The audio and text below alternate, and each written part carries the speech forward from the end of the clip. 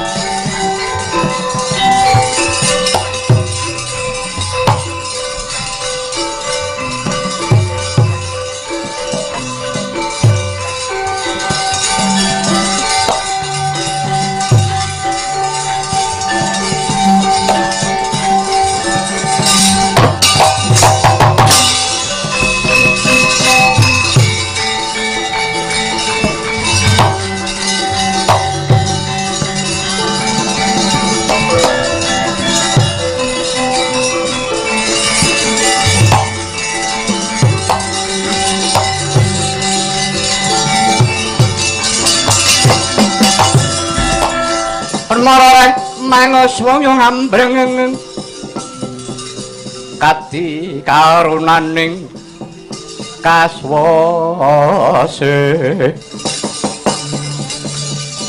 aneng marga malakung asungkara sidang sekaring bawana langgeng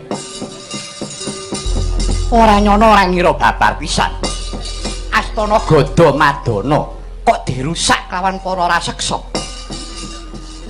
klebeting gendera iki para wadyabala traju tresna para pati ndugamana eneng lakon apa iki para raseksa mandheka dhisik aku kang ngreksa Gada Madana aku putra Dwarawati aku Resi Gunadewa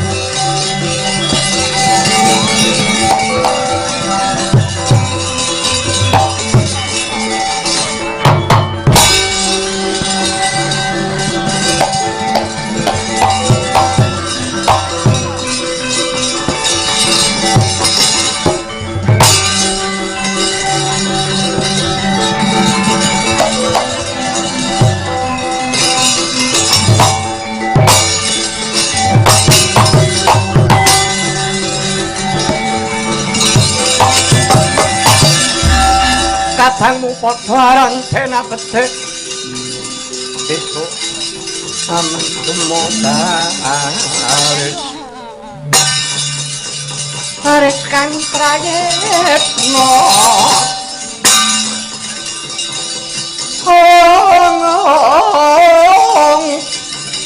Awiya sarong wong ing Dwarawati tinumpesen panikwala Pandhawa wis malah ningrat gela-gelaing Dawara sukertaning duwe paneksemaning jajiranat menungsa ora tata rene dhisik kowe ngrusak wewangunan sapa kowe wah wangune juru kunci kowe mripat yen ora kena kanggo nyawang sing barang sing becik sak uni-unimu medhung ora ngepenake ati. Nyata yen pancen bawur mripat Mas padakno putra Dwarawati. Putrane Kanjeng Rama Prabu Sri Bathara Kresna. Aku ingkang ngreksa Gadamadana. Resi Gunadewa aku. Wah, lah dalah. Resi Gunadewa, yo. Sapa? Prajurit Raju Tresna. Aku tumenggung Kumbara Nangga. Gunadewa. Wis dina iki. Kowe aja samar aja kuwatir. Aja kowe semangang yen to bakal rusak Gadamadana. Nadyan to iki ketoke dirusakne bakal didandani. Bakal didadake dalan bener saka Traju Tresna tekan Dwarawati. Terus mak bathok mata melorok ora ndedelok. Ora ngerti marang sejarah, ora ngerti marang lelakon. Gadamadana iki papan pesarehaning para leluhur. Aku ngerti. Ratumu ki mung nuruti saka karepe bojone. Nek banget gone bodho banget gone ora ngerti marang pasemon. Yen to sejatine Kakang Setijo kuwi ditampik karo bojone. Kok isih nekat. Ya. Wis wurungna sediamu. Wurungna sediam ora. Kudu kelakon, kowe gempur Gadamadana. Gempuren dhisik. Gunadewa. Wah, lah dalah. Ngemping lara nggih njapat iki marganing patimu.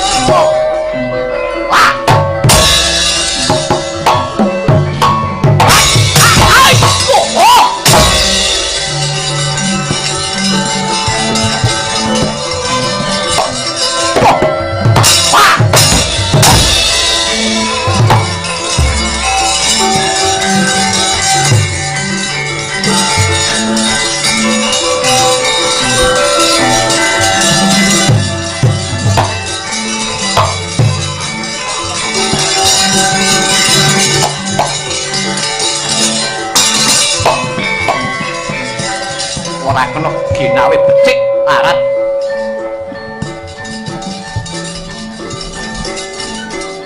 Yo, hah.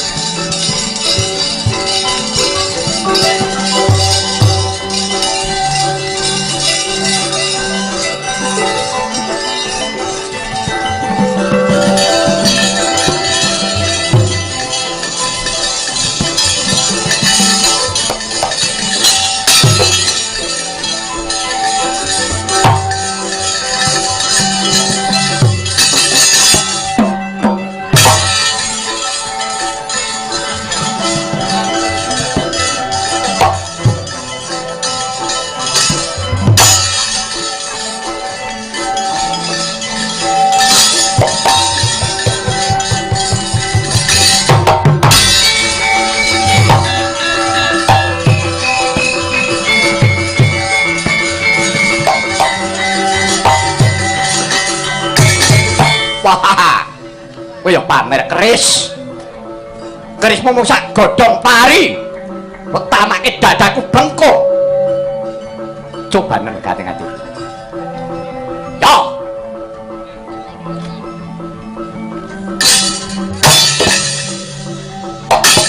Yo, us. Woi, Yo, Yo, woi, Yo, ya,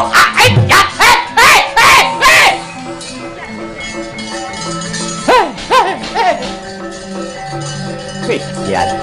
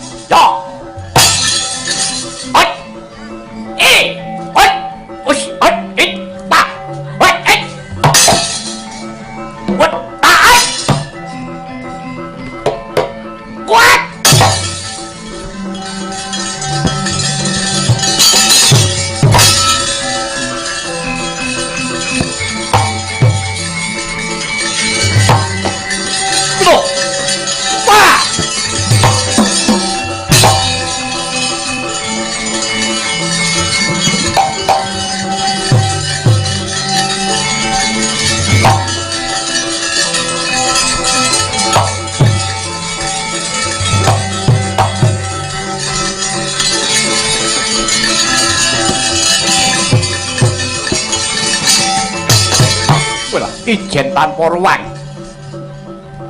digaya kagila-gila parat opat ayo kroyok negane atiku iki guna Dewa Putra Dwarawati meh loh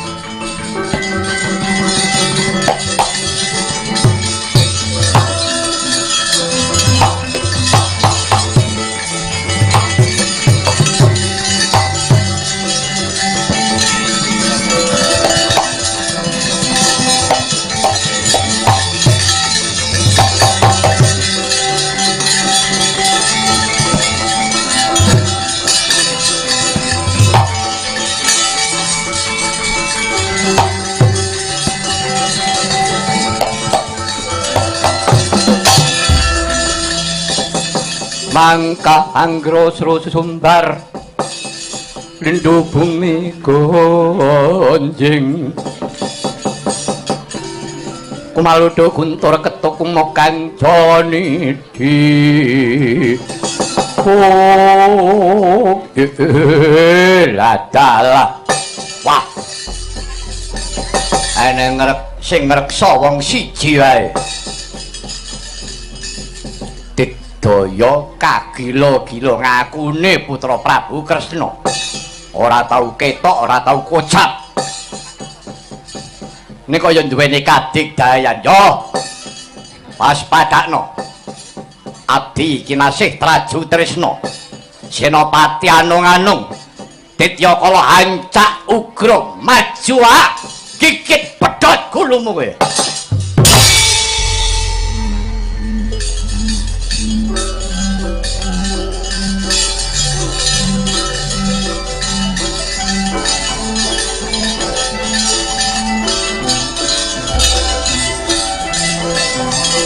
Putra Pandhawa tata gati wisaya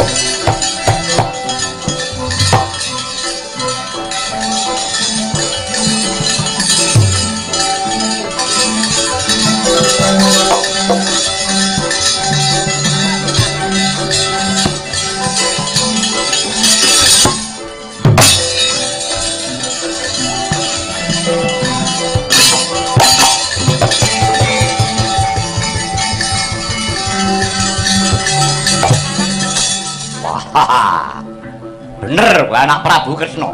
Ya, pancen kepara nyata. Aku Gunadewa putrane Kanjeng Rama Prabu Sri Bathara Kresna. Layak to layak. Ora tau kocap, ora tau ketok.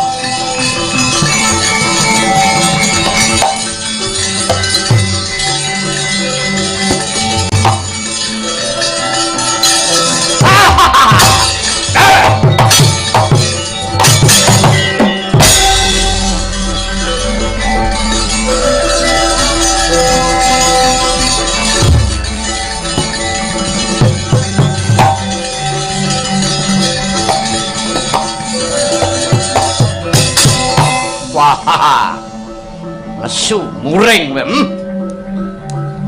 Wah.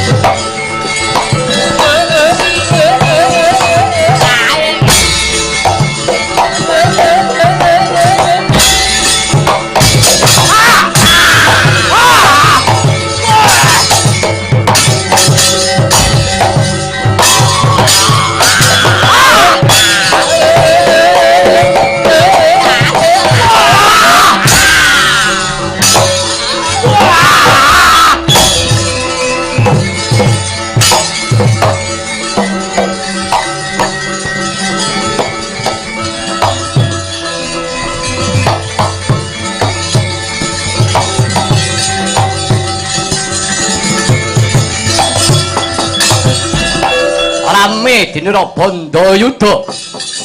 Nggih. Raden Gunadewa tanding kalanyaksa Traju Tresna dadi ancak ugra. Gineket janggane nengke Sang Gunadewa gugur lemadyaning palagan.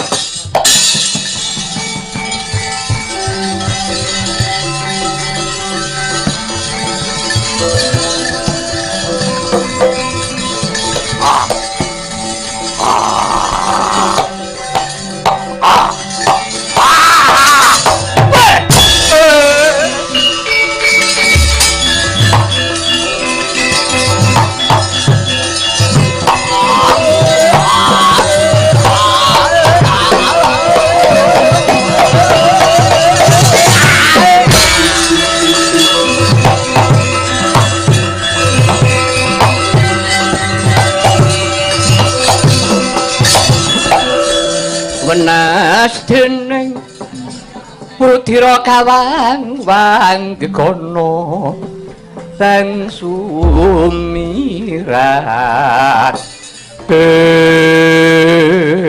Kok warpa widik daya sekti Mandraguna kowe anake wong kondang nanging kowe kalah gedhe kalah Birawa tanding karo aku tak geget siku pengapit meh pedhot gulumu sapa yang belane wong Gatamadana lho Gunadewa Modar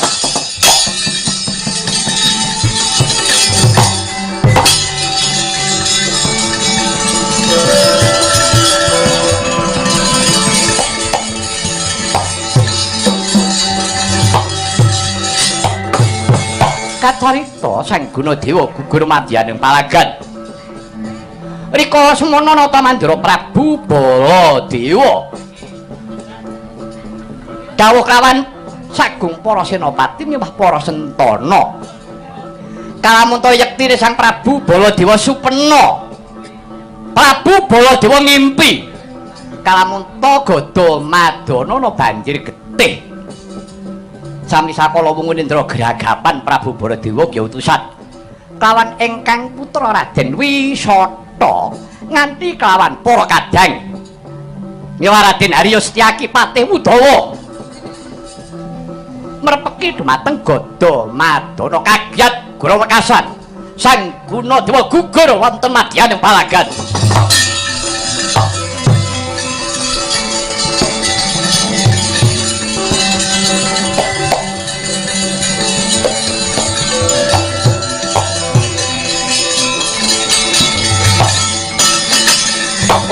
adikku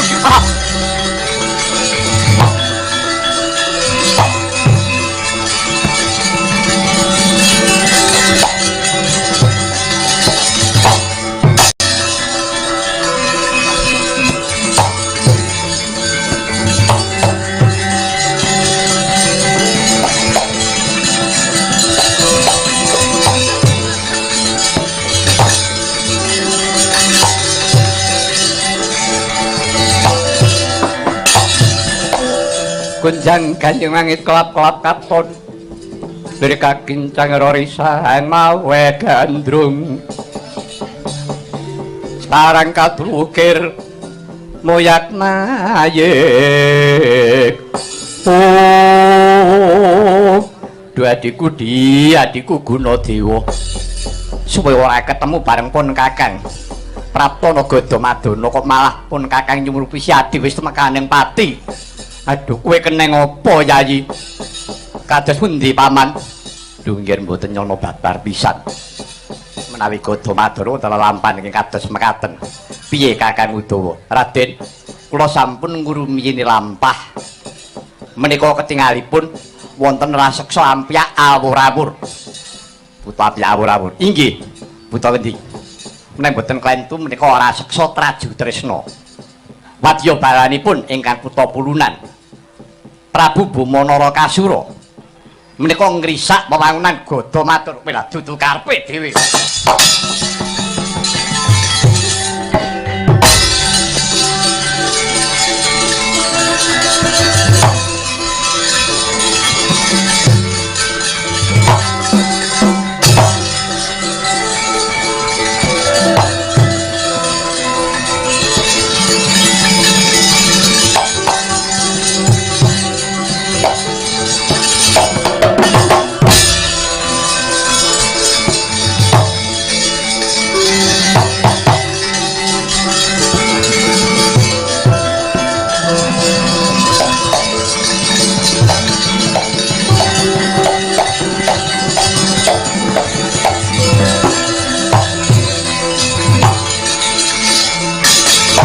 Wah. Aneng bola teko meneh. Sapa iki? Lekno mripatku gatekno gobok. Putra Mandura putra Prabu Sri Baladewa, satriya pambutulan Raden Wisata. Sapa? Aku abdi kinasih Traju Tresna Maudara aku. Ayo. Kowe aja ngrusak. Gadamadana, rusakan. Iki putra Mandura, aku minangka lirune. Aja mung kadangku si Gunadewa. Ayo, aku pisan belakno. Ngempit lara Genjapati wae.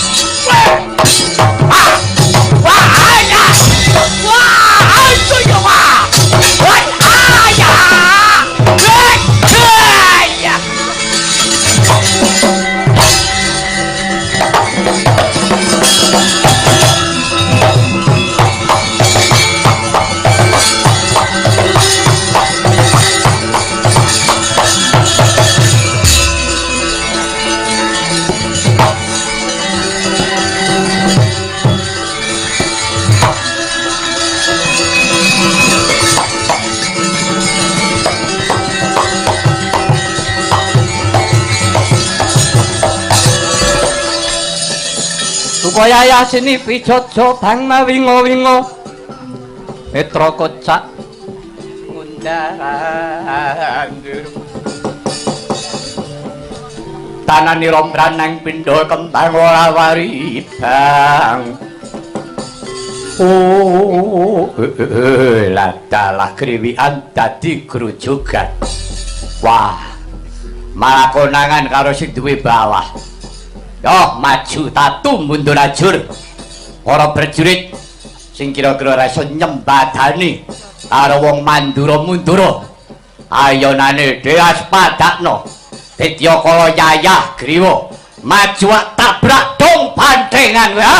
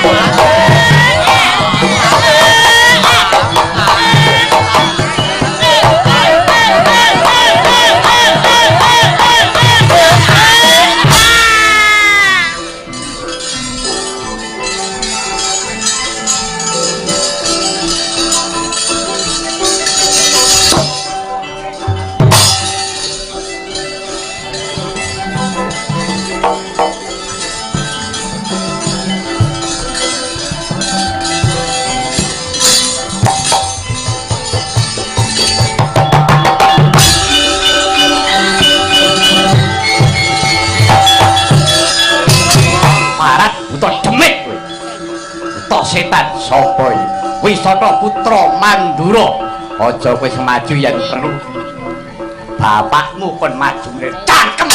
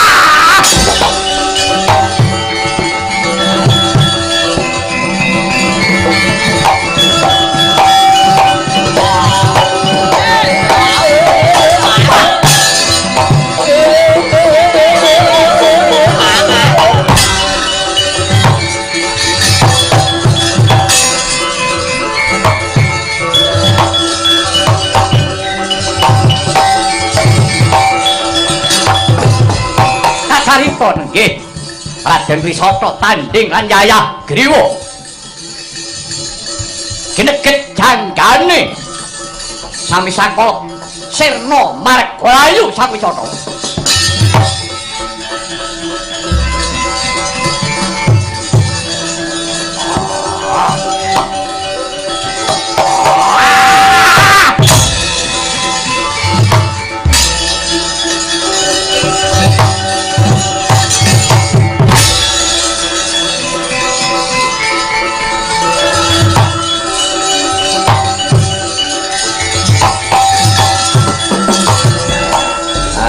Mrata, Jaya Mrata. Ayo Wisata jare anak Ratu Mandura. Nyatane tanding karo aku. Ora nggondro sepiro, ayo. Sopan belani. Sapa sing mbiyen maju Yayah Griwa tanding wae.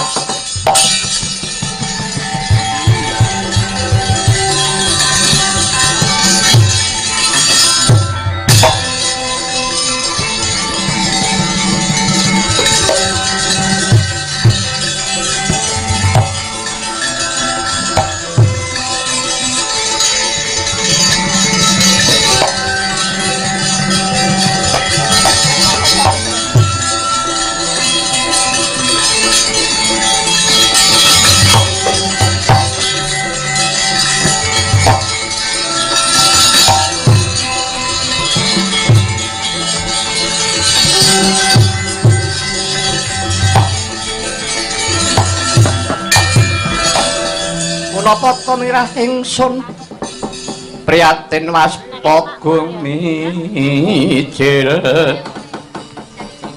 tudatan pakarya aduh nggih anak Mas Wisata mboten nyono menawi andika ngantos gugur madyaning palagan piye iki Kakang Udawa keparing pun kados pundi aja nganti suwen matur lawan sinuwun Mandura atur napa anane lelakone Gada Madana iki sendika Raden.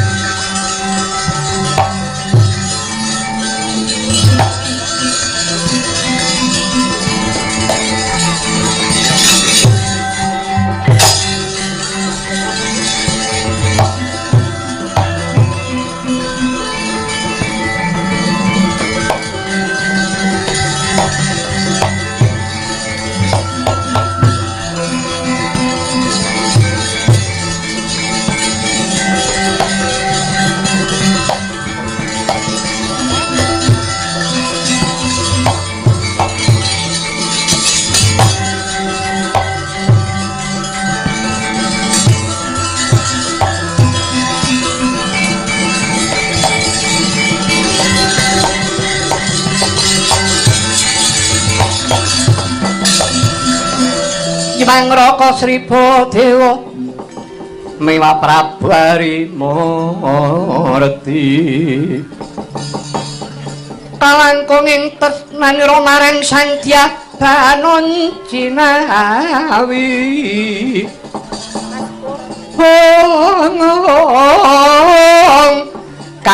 istri satunggil kapisah angin manipun mila tansah utawa Sri Narendra kalih ene opo teko-teko malah pawang-pawang tangis ene opo nalika semono kok tak utus tak kon leledang menyang Gadamadana karana panjenenganing Sun Supena yen to Gadamadana kebanjiran getih kok malah kowe bali tawang-tawang tangis ene opo aduh sinuwun ngaturaken ketiwasan tiwasan piye iya Gadamadana wonten untran-untran Gadamadana eneng untran-untran inggih sinuwun untran-untran piye iya wonten peperangan ingkang selangkung ageng perang gedhe piye sing cetha to menika wonten yaksa ampyak awur-awur buta ampyak awur-awur buta saramuk inggih sinuwun buta saka ngendi iya saking Traju Tresna para wadya balanipun pulunan paduka anak kula pun Bamanara Kasura menika ngrisak wewangunan Gadamadana ngrusak wewangunan Gadamadana karepe manut pawarta ingkang kula tampi Gadamadana badhe pun mradenaken Gadamadana badhe dipun damel margi saking Traju Tresna dumugi wonten Dwarawati ingkang kenceng datan paminggo mila dipun risak Gadamadana wedhian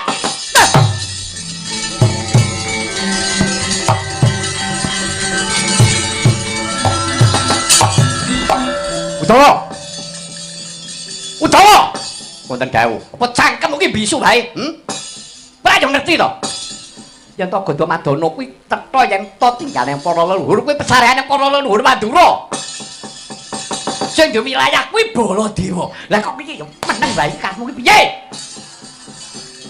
aduh sinuwun sampun boten kirang-kirang malah dinten menika ngaturaken ketiwasan tiwasan piye menika ingkang putra Dwarawati Raden Gunadewa menika ngemutaken kaliyan para yaksa dados peperangan ingkang putra pun Gunadewa dumugi ning Sirna Gunadewa mati inggih kalebet putra paduka anak kula pun Wisata nggih tumut ngayunipun madyaning palagan gugur pun sirnakaken kaliyan para yaksa Traju bajingan elek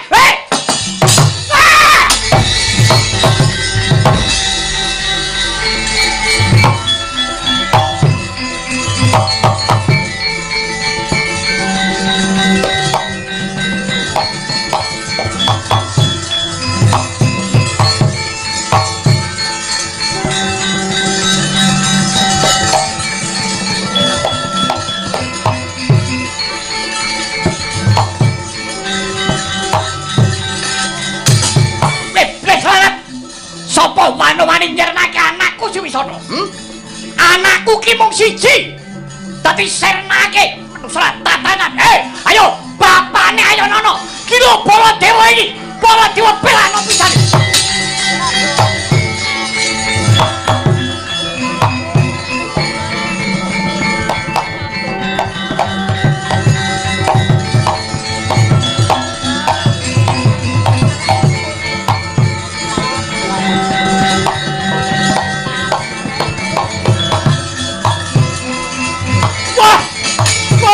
anakku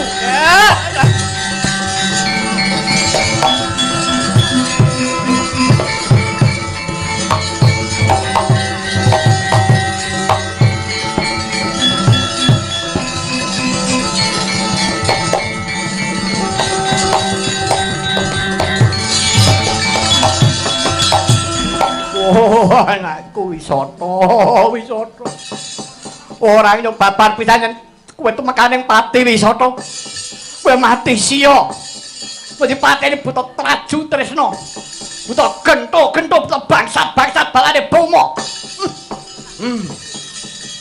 karepe dhewe yaki wonten dawuh mung suwe Wisata sapa sak ngertos kula yaksa Traju Tresna jenenge sapa kathah sanget kula ngantos mboten apal sing madani buta Traju Tresna inggih ruktinen kunarpane si Wisata iki kabeh buta Traju Tresna entek dhewe parat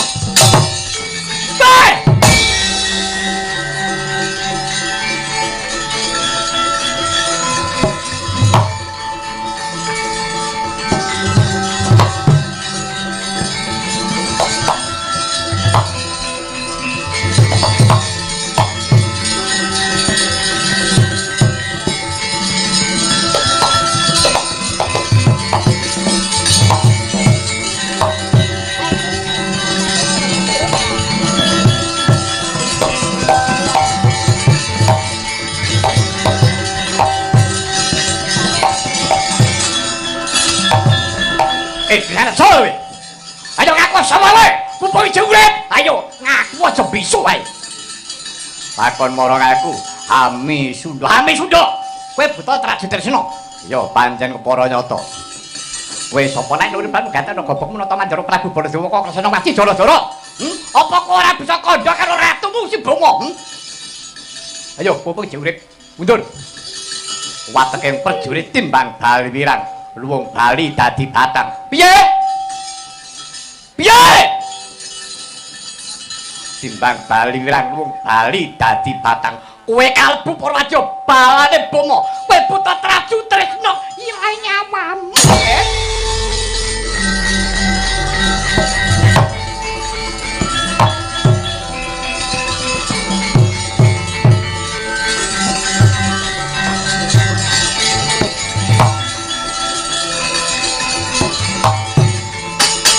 Ayo katokno budimu. Katokno budimu. Kurang bala nyuruhana kurang gambar bedhatya kurang sekti meguru ayo. Amcan kaya menjala rebutan kaya menjangan mati ora ana Baladewa gigrik kuwi salembo. Sayu tamara saged timuru kadang ati. Nek buta kaya diapun kurang kepepat tegane ayo. Ayo. Wah, mrene. Mati tenan. Basilane oe.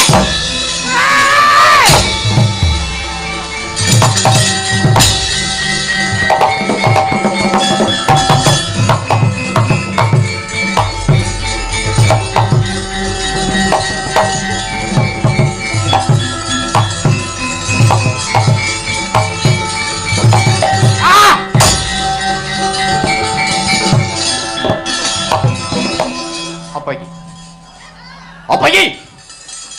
Pusaka Nenggala wis pirang-pirang nyawa sing diuntapake karo Nenggala iki.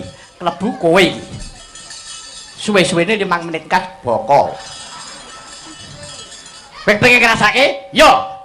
Kepengin ngrasake Nenggala. Dublak Nenggala cangkemmu baka kowe. Ya iya.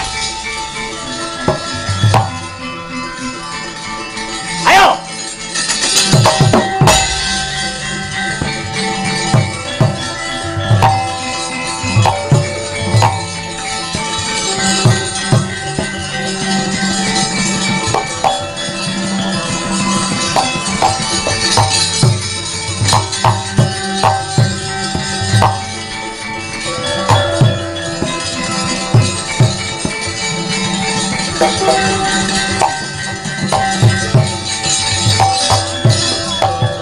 Soi.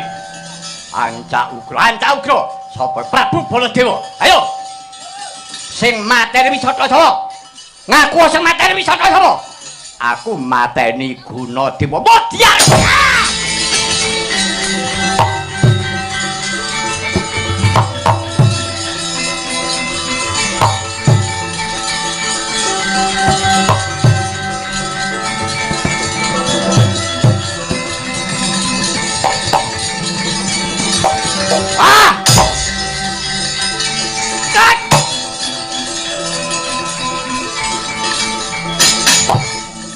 Mulai Nenggala cangkemmu bongkok kowe.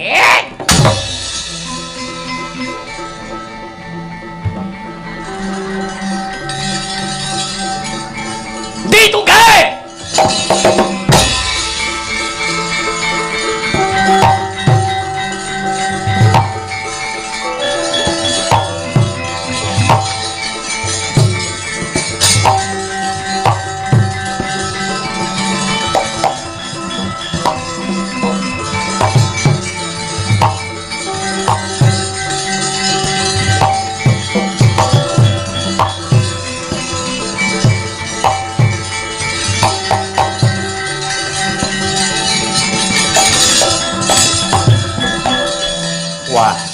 Aneng wong sarahamu kowe sapa nata Mandara Prabu Baladewa kok Kresna mati jala-jala sapa kowe buta bangsa telek sapa kowe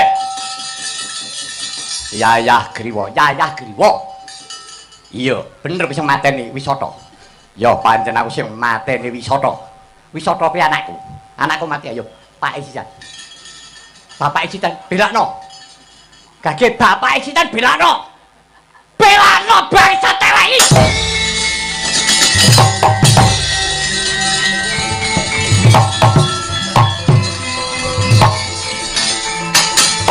Ayo tak teker ganti gayan.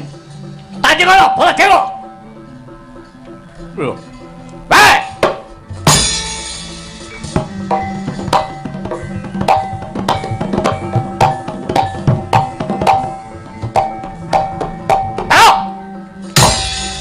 Yo, mana? Ya, ini jaluk kamu, Pak. Wah!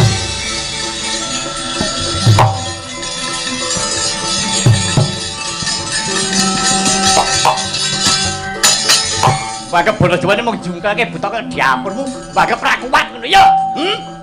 To diapurmu elek. Cuk.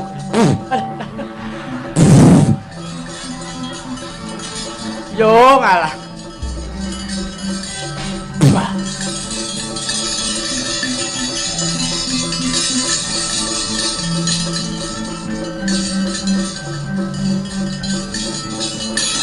Oh.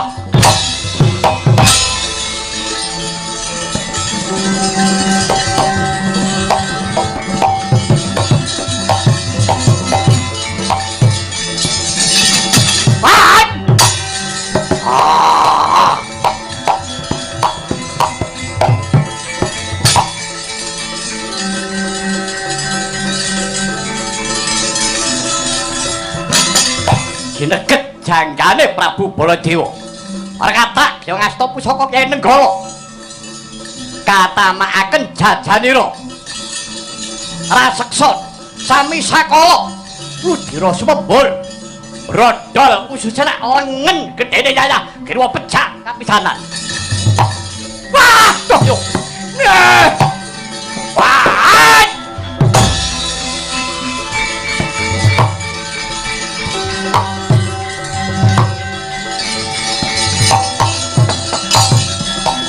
Ora sebo nyang neraka nyawamu sembah dalamamu. Aja menek apa buta kaya dapurmu ayo. Ratumu bomo kan maju. Bomo kan maju rarane Baladewa mundur. Geger tahu Juti.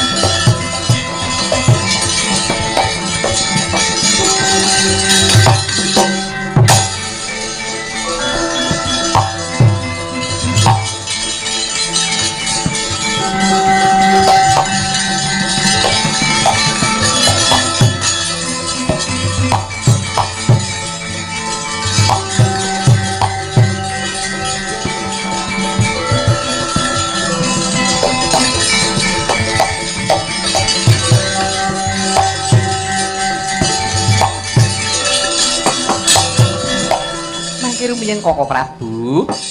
Kanjeng Koko Prabu kula aturi enget. Aja mbok pambengi ya iki. Aja mbok pambengi murup rasane atiku. Koko Prabu. Sabar Koko Prabu. Kula aturi sabar. Sabar piye? Anakku mati kok sabar ngono piye? Kowe kok enak-enak men. Gunadewa mati, anakmu mati. Kok kesajamu kok semeleh hatimu.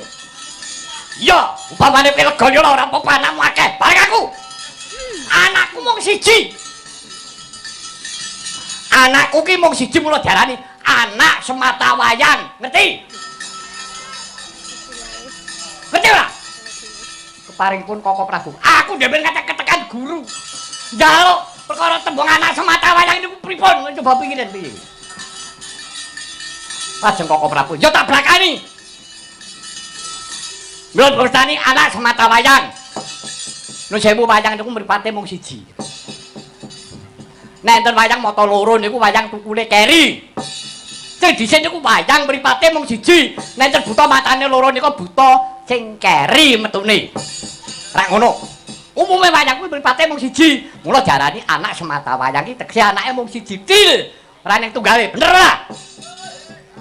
Inggih Koko. Lah iya bener. Inggih Koko Prabu, sabar rumiyin. Ora iso aku. Sego dari bubur. Lah menawi kowe dados bubur lajeng dos pundi? Ya jek enak. Ning aku ora trimo Yayi. Aku ora trimo. Iki nuwun sewu. Yayi Kresna ki ratu pinter ning dina iki kowe ketok bodho. Sing gedhe pangapunanmu yen entuk paripaksaku ngomong kaya ngene iki. Coba. Godha Madana kuwi tinggalane para leluhur. Ya toh? Nyatane sing semare ning kono kuwi pepundhen Mandura ya pepundhen Prabu Kresna. Di ora arek buta maka butane kuwi, butane bomo-bomo kuwi anakmu. Terus ana lalakon kaya ngene terus piye? Eneng lalakon kaya ngene iki terus kepiye? Apa pancen dasare Kresna iki ora wani ngajar karo anak ngono apa piye? Ora iso nuturi karo anak-anakmu. Ya. Peda apa kuwi dadi wong pinter? Peda apa dadi titisan Bathara Wisnu?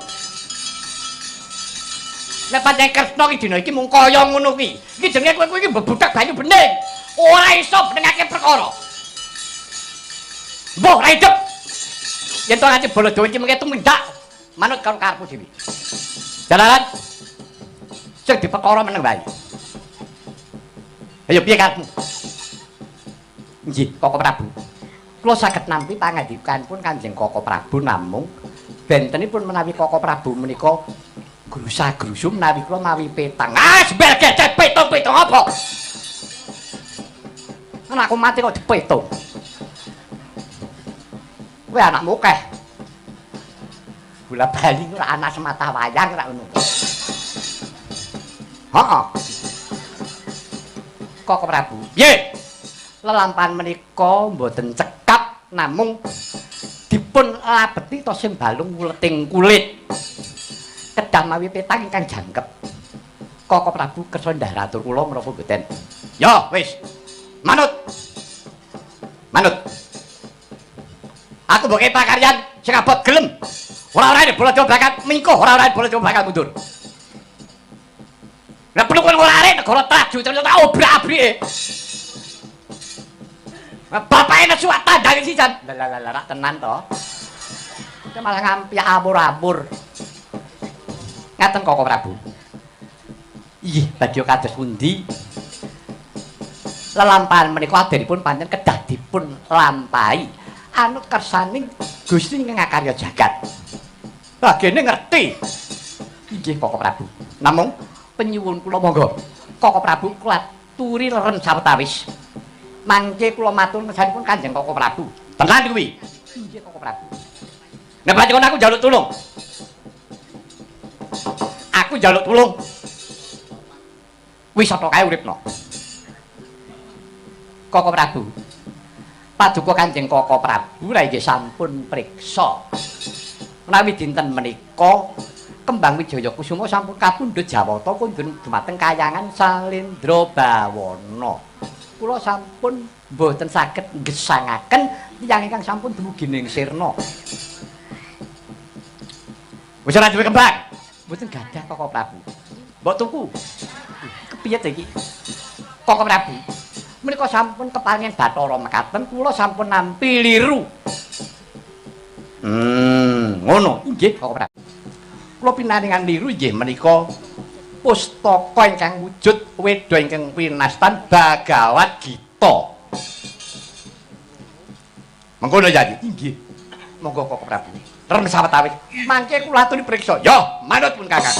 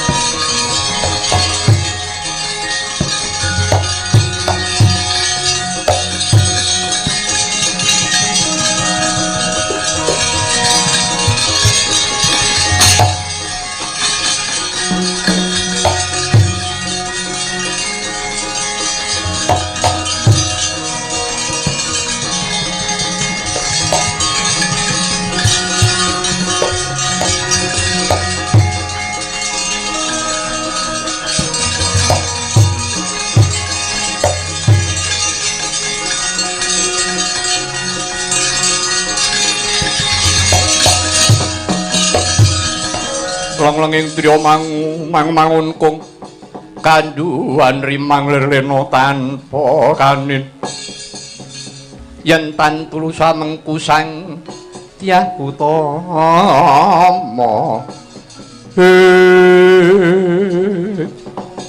tawas padake iki kaya Yayat Nyanadewa inggih Koko Prabu kula ingkang sowan ana wigati apa Yayi jadi merpekilawan pun Kakang Koko Prabu ngaturaken kauningan dinten menika ketiwasan negari Timpurarna ketiwasan kepiye Kakang Mbok Atnyanawati mentar saking Ndaturaya negari Timpurarna garwaku Yayat Nyanawati uncat saka jroning kedaton kamunen nuwun iki apa Siadi ora nyumurupi iki malah manut aturipun abdi pakan menika matur ngersanipun Kanjeng Rama menawi Kakang Mbok Atnyanawati menika tetela nguncati saking negari Timpurarna arangkat kaliyan ingkang rayi Kang Raden Samba lho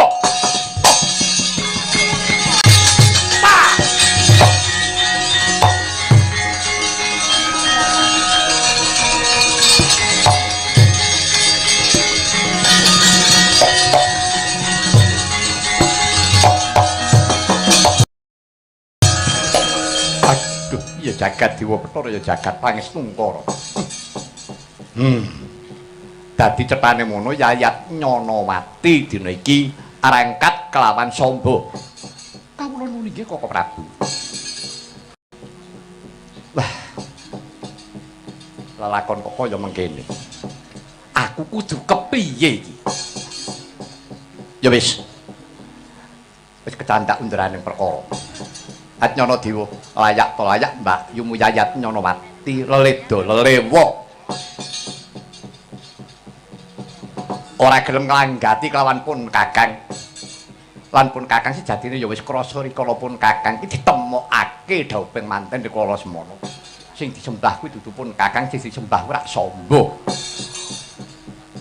nanging rikala semana aku bisa meper kelawan kekarepane atiku mbok menawa apa bledra-bledruning penyawang klira-kliruning tumindak ora dadi ngopo jebul nyatane Atnyanawati leledo lelewa nyuwun pundutan kon gawekake dalan kenceng wis saka Trajutresna teka Ndarawati tanpa minggok apa pancen iki mung kanggo nampik ala dulune karo aku tanpa guna uripmu stijo ngatasi putra ratu rabi pisan kala wae kok dadi kembang lambi ya wis Atnyanadawa wis kowe bali yo lalakon iki tak rampungne mekaten Koko Prabu ya wirang bebarang yen to nganti aku pasulayan karo Samba ki ya adikku padha-padha putrane Kanjeng Rama Prabu Sri Bathara Kresna yen to padha pasulayan ora prayoga malah dene wis ketemu nalarku pedah apa aku ki nglabuhi wong ora tresna karo uripku yen to pancen Nyanawati tresna kelawan si sapa bakal tak pasrahake rila golek sing batin wis kowe bali marang Timpurarna